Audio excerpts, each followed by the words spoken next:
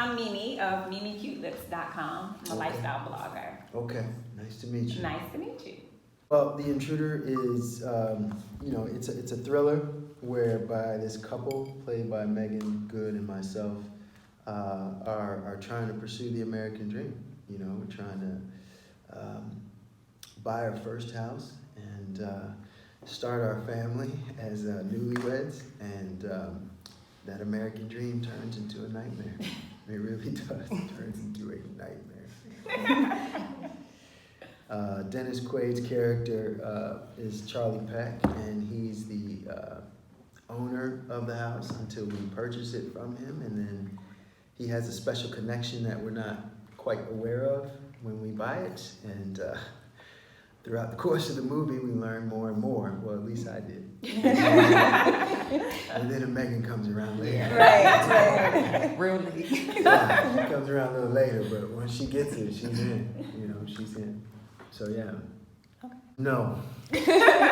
No. I actually, I'm kind of the opposite of that. Meaning, I don't like clutter, whether it's physical or not, mental, emotional. I don't like any of that. So I try to purge myself of anything that is, when it begins to feel like clutter. I just feel like you can't receive a blessing if you're not ready, and if you haven't gotten rid of all of the judgment and the grudges and everything. Now, I can still hold a grudge, but I had to learn over time that, you know, you can't, it's not going to serve you well. Right. And so I feel like there's a theme in the movie of out with the old and in with the new.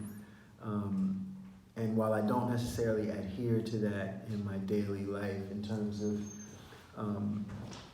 all aspects of life, but I feel like there is something valuable in that and valid in terms of just embracing what's new, because you will kind of get left behind if you don't, i.e., technology. The good thing about Megan and I working in the same movies before is that we got to know each other. Even though we didn't have any scenes together in those pieces, we got to know each other, and we did press tours for both movies, and we really spoke a lot during those press tours and got to know each other. And so by the time we got into this movie, it was almost like we had worked together, we've known each other, and so the foundation was there. We were able to jump right into Scott and Annie. Okay. We didn't have to spend time being like, so how are your kids? Do you have a pet? We didn't have to ask any of those questions. We got right into Scott and Annie, and we really worked hard to try and make them a real couple. Yes. I think there's flaws there, there's issues there, but in the trailer it just looks like we're marital bliss. Right. Everybody starts off. True. Going on 5 years. It's true. You know what I mean? Like, I feel you. relationships are interesting. It's work. It's work. So we try to do that. In fact, the scene where we actually get into it, I remember like kind of adding some of that stuff about therapy and making sure that it was rooted in reality and stuff that people are really struggling with in their relationships, and I think it really holds well in the film. Good question. I think for me, The Perfect Guy was a chance for me to break the mold that I had established prior to that, which was being the romantic comedy guy. Yeah. So then when I wanted to break that mold by doing The Perfect Guy, and when I did The Perfect Guy, I think I shook it. No, it's good. You picked me out of it. That's what I'm saying. Everybody thinks I want to kill people. Even when I did Being Mary Jane, everybody was like, "You better not kill my girl." Right. Yeah, I'm not. She's the lead of the show. I'm not gonna kill her. Different character. Right. But now I have that reputation, right? So. In this one, it's like kind of a throwback to me going back to my somewhat heroic roots. Yeah. Trying to be somewhat of the moral compass of this piece, but at the same time, what I love about Scott is he's not he's kind of the anti-hero, right? Like Yeah. he can't fight. Yeah. He can't fix a light bulb. He's kind of like one of these new men that exist out here that can't work with their hands on much. Right. You know, he's like, yeah, just get somebody to do that. And just pay somebody to come do that. Yeah. You know what I mean? And it's like, It's crazy.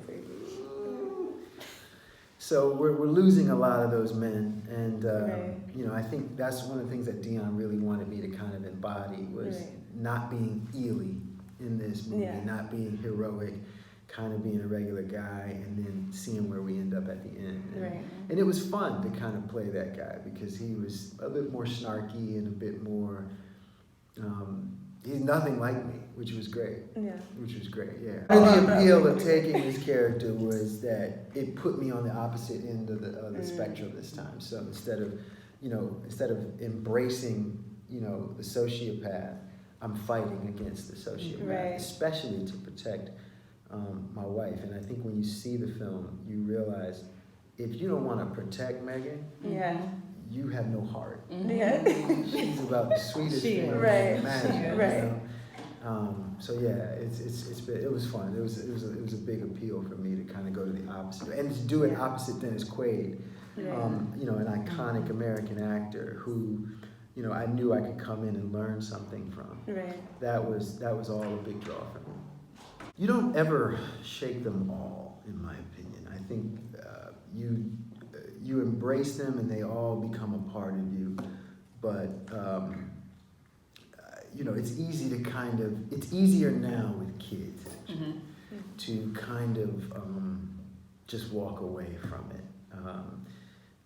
When I finished this movie, my daughter may have been, I think she turned 1 right after we finished this movie. And so we had to celebrate her birthday. And, for me, it was like, the minute they call you daddy, you kind of snap out of it and realize, okay, that guy's gone, Right. or that guy's gone. And you just, there's nothing like family that grounds you more. It's the responsibility, taking out the trash. Ground you real quick, right? Changing stinky diapers, all of that kind of Humbling. shakes you out. Reminds you that, Kind of reminds you that, that movie life is over. Get down. It's time, and then your wife will remind you too. That stuff doesn't work off camera. Right, I'm sure. So, now your real issues come back. Right. It helps you shake it off. Yeah, for sure. Okay. Intricate question requires an intricate answer. One of my favorite moments in the movie is that moment when Charlie says to me, you don't need an alarm system, you need a gun. There's a prevailing theory in this country that guns are always the answer. Yet when a bunch of Muslims were gunned down in New Zealand, no one said they should have had guns. Yeah. There's hypocrisy in that. In my opinion, I don't believe that they are the answer. I don't necessarily, I'm not as extreme as Scott is about guns, but I also haven't dealt with the same level of post-traumatic stress that Scott has dealt with. Now, I did have a cousin who was killed by gun violence at the age of 30, and it rocked my world. But it hasn't led me to the same level of post-traumatic stress that I think the character of Scott is portraying in this film. Scott's PTSD is deeply rooted in losing his brother. And I think everything about Charlie represents his true disdain for what these things can do to someone's life. And so, as far as that argument, I think it requires a much deeper dive than, and I'm not trying to call this a surface level interview, but to a certain extent it is, because the gun debate is that it needs to be a longer debate. Yes. It needs to be a more in-depth debate. It's kind of like, you know, the whole thing with Nipsey Hussle. You know, it's like people are like, should he still have been living in the hood? Guys, what killed Nipsey Hussle is so much deeper than just where you live. It is systemic issues that are facing different communities of color throughout the world that needs to be addressed. We can't just talk about it in superficial terms of, you know, brothers got to move out. Right. Go get a gated community. Yeah. We get shot there too. So I don't look at it like that. But in terms of the movie, I don't think it's a statement per se about gun control, but I do think it causes one to ask the question. And I think obviously it triggered something in you, and I think it will trigger a conversation about it. Hopefully it can trigger a much deeper conversation about it. What has stretched me? A Sleeper Cell. Sleeper Cell has stretched me. Perfect Guy. Actually, Perfect Guy, yes, but the following even more. To embrace a serial killer is it's a little bit different, you know what I mean, than being a guy who's just kind of crazy about a girl. You know, to embrace someone who has a lust for death took me to a place of darkness that I didn't know I could go to, and that was the challenge.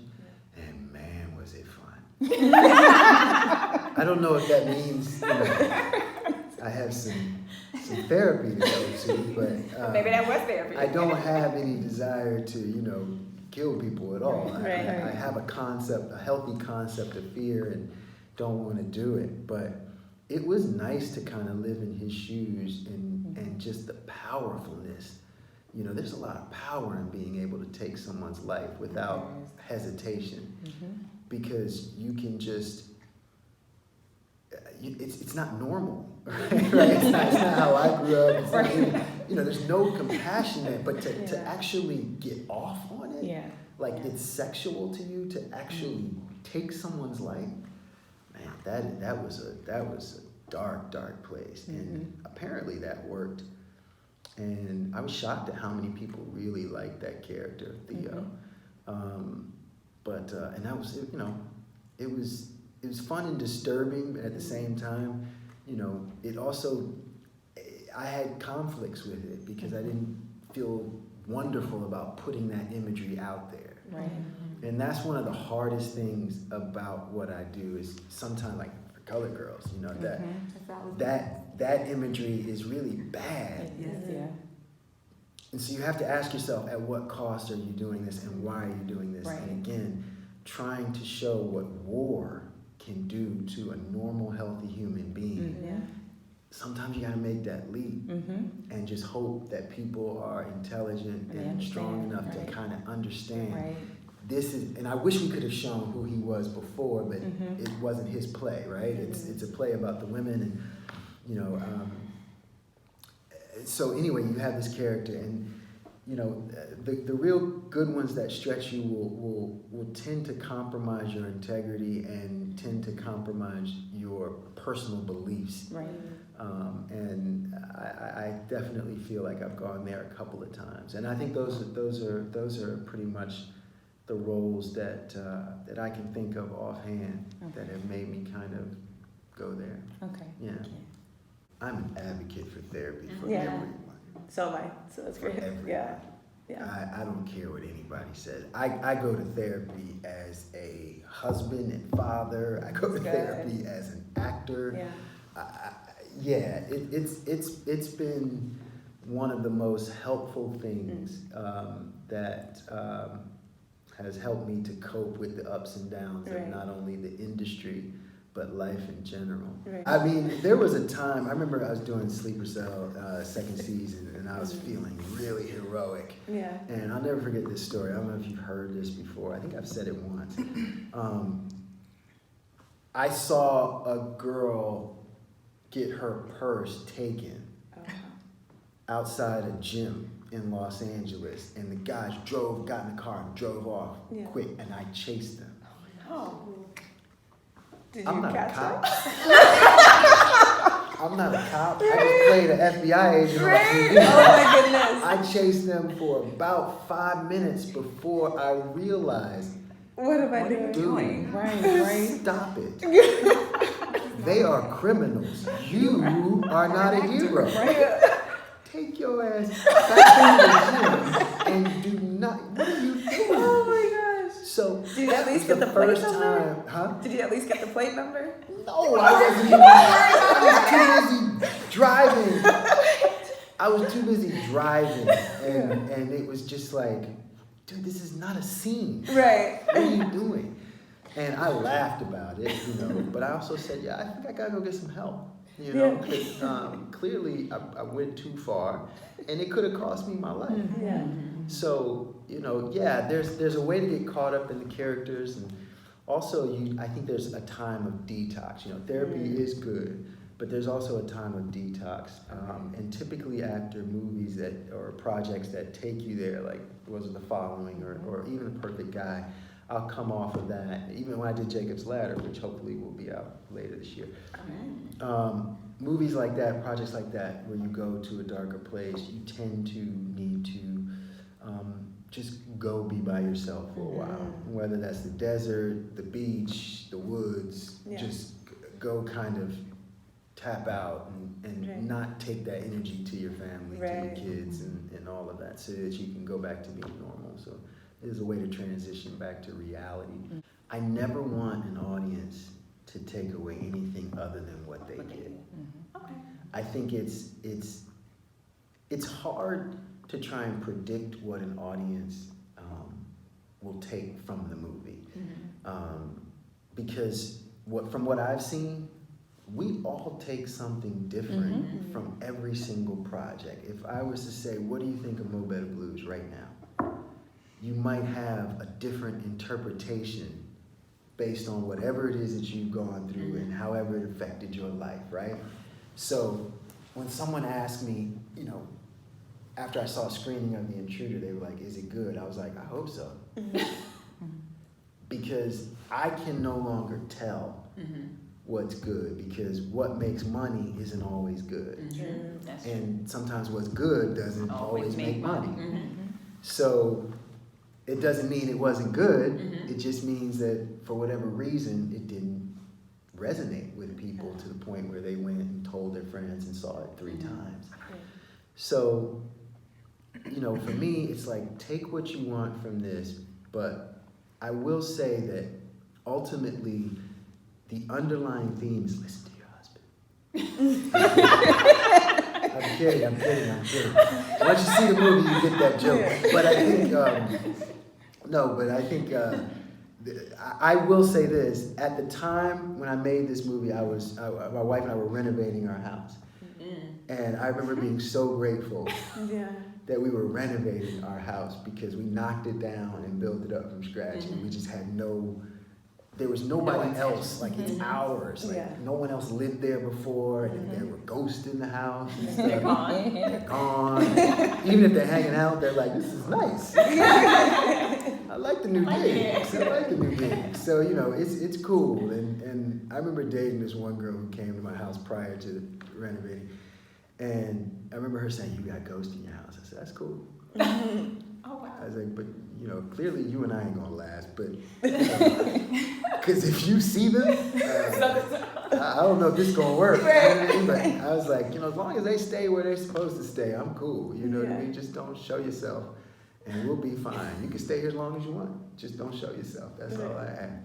But yeah, it's so it's nice.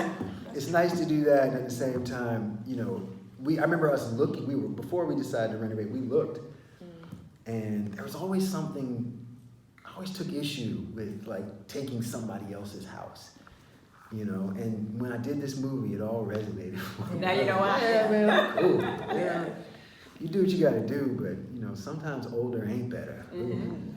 Who's looking for a new home? I guarantee when they leave this film, they'll be like, I'm an advocate for How getting about a something? new How about house. some new construction? Yeah, why don't we try new construction? DC Old area. Bay. Old Bay? Can I just say that? So you like That's the first thing that came to Oh my my mind. gosh. You know what? There was this restaurant. There's a restaurant in my neighborhood. It's now closed. But what made the nostalgia of them was one time I went in there and got like a chicken sandwich and some fries or something, and they put Old Bay on their fries, and I was so excited, so happy, because I had forgotten about it, right? So now there's Old Bay in my house, but it was like, I was like, I forgot that, where I come from, you can put this on not just anything, you can put on anything. So it's in the eggs, it's in the fries, it's on everything. But it was like, I think that was the first time I was like, oh man, I really miss home.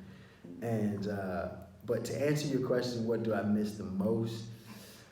This was a great place to grow up. I don't know if it still is, but it was a great place to grow up. And the thing I probably miss most is seeing middle to upper class black folks, a lot of them. A lot of them.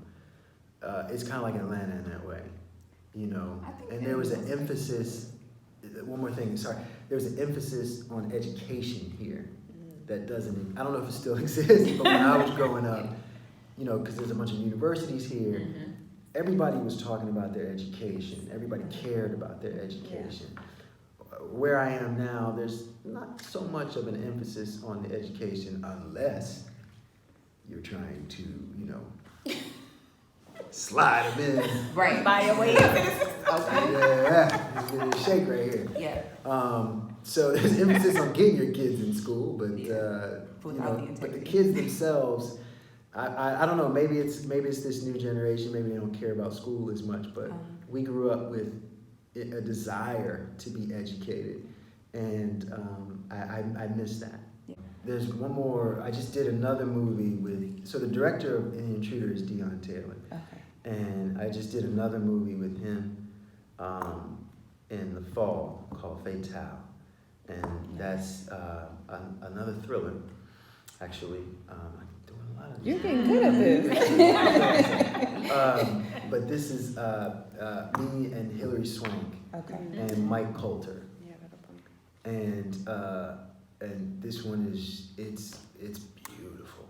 Nice. It's a noir thriller, and it's beautiful. I just saw some footage from it the other day. It's stunning. Nice. It's stunning. Exciting. And Hillary is incredible to work with. Okay. Incredible. Yeah. For I think the whole light skin, dark skin thing. Okay. I don't subscribe to that. That's good. It annoys me to no end Mm-hmm. when people talk about the differences between light-skinned blacks and dark-skinned blacks. Mm-hmm. It annoys me to no end because it perpetuates a stigma that is actually prevalent around the world. Yeah. So, dark-skinned Indians, Yeah. light-skinned Indians, Africans too. Asians, Yeah. Asians, Everybody. everybody. It was And it's really, really it's just so sad because it's 2019 and it's we're still kind of dealing with this. Right. And, one of the things that I have dealt with is colorism in terms of not being considered black enough. And some people think I got it made because, I got blue eyes. And I'm like, yeah, well, it has hurt me to a certain extent, because sometimes, there's a desire to see someone who's quote unquote really black. Yeah. And I'm like, well, what would make me more black? Right. Then now you have to redefine what is black. Yeah. Right? And so it's like, well, if I've been pulled over by the police, Right. And thrown out of the car, am I qualified now? Right. Am I qualified now? Yeah. Because I had my share of that growing up here. Wow. And so, do I have to be thrown on a cop car to understand what it's like? or is it just a knowledge of your history? Right. Because I got that here too. Right. So, you know, if you understand the history of our people, then I think you can understand that, you know, we all definitely, I'm not denying that to a certain extent light-skinned blacks have definitely benefited Right. from some preferential treatment, Mm-hmm. but yeah, it don't stop Yeah. some of the discrimination that Right. happens. Right. I'm here to tell you, you can still catch hell. Right. You can still Yeah, catch hell. definitely. And at the same time, I feel like, you know, as much as I may have gotten a role because I was easier to make the transition, you know, for white folks to see me and say it's easier to make that transition. I've also lost out on some roles because I wasn't, you know, I wasn't Idris. You know, like I wasn't dark enough. I didn't identify as black on camera. Yeah. And it's like, well, let's talk about that because, you know, Malcolm was lighter than me. Yeah. You ever question his blackness? Nope. Ever? Ever. Ever? Yeah. No. Yeah. Never. And you would not. Ever. If you did, you got dealt with. Right, okay. You got dealt with. So, I mean, in that sense, you know, but I think the same thing holds true, like I said, for other cultures. Yeah. You know, you're Indian, Middle Eastern, you know, it doesn't matter.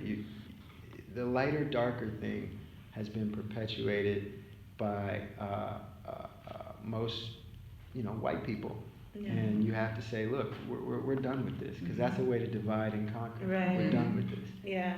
And so that's the thing I think I probably had to struggle the most with to try and overcome. And I still fight that battle, like last week. Wow. Yeah, it's still going on. Thank you. Well, thank you for your time. Appreciate it, thank you. Will you take some pictures with us? Can I keep my clothes on? Yeah. It's optional. That's up to you. Okay. Right. No, it's not optional. Either way, I'm not gonna complain. Can I grab one?